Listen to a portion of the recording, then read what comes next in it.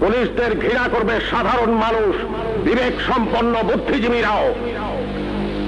আপনারা সবাই ভুলে যাবেন AK-47 মতো মারাত্মক অস্ত্র পাওয়া গিয়েছিল আসামিদের কাছে।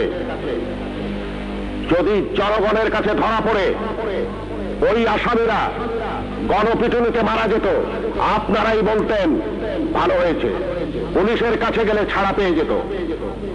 একটা কথা মনে রাখবেন, পুলিশ কখনো আসামি ছাড়ে না। আসামি ছাড়ার অধিকার শুধুমাত্র বিচার বিভাগের। বলুন তো, AK-47 মতো রাইফেল কেন এদেশে আসবে, যা শুধু যুদ্ধক্ষেত্রে ব্যবহৃত হবে? কেন AK-47 বাংলাদেশে আসছে? কিসের আলামত? 9 শুটার বন্দুক কেন টিসিবির মাধ্যমে হাজার হাজার বন্দুক সাধারণ মানুষের হাতে তুলে দেওয়া হচ্ছে? কেন? কে জবাব দেবে? এই